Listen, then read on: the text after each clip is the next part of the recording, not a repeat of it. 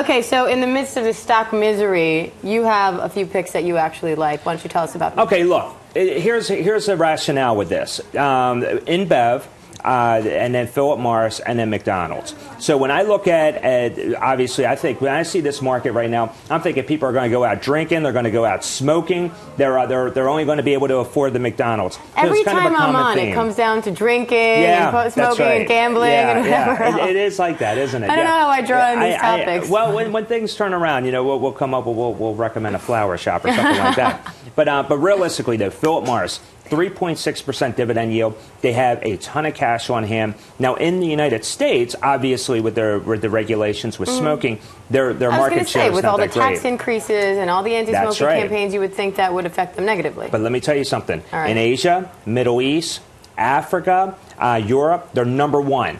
They have a great international growth story, 3.6% on that dividend yield, and they're not at risk of cutting that dividend yield. When I look at the international growth that's growing at double digits for Philip Morris, that's what makes them so compelling. McDonald's, the same exact way.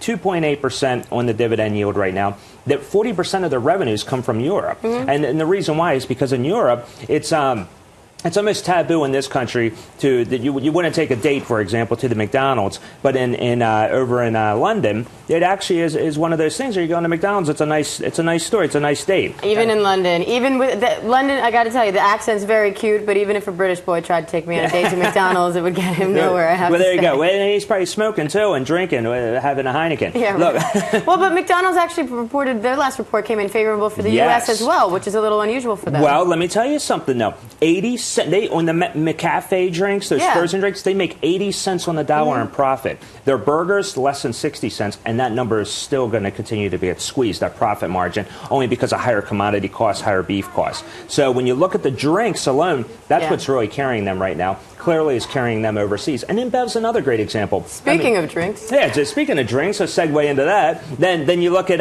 overseas, they have a great international story. Clearly Budweiser is big here. And I can't help but think that with the NFL starting up again, then Budweiser being such a big promoter with the NFL, they're going to actually reap some big rewards there as well. And did you hear about the new can? You know what? Tell me about this new can, well, because it sounds great.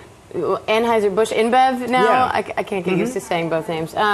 Yeah, they're apparently designing a new can for Budweiser. So there's going to be a new Budweiser can. I think it's like the 10th or something like that in the 75 years that the beers. Well, I tell you what. The king of beers has been around. Nice, very nice. Well, maybe those Clydesdales will go down 6th Avenue here with a few of those cans. So that would be wonderful. But I got to tell you, I mean, when you look at all three of those stocks, that is a great story. And there are some other opportunities out there. But you really have to be selective right now, especially with this kind of market that's going on and the economy. I mean, it's just the overall outlook for the immediate future is not good.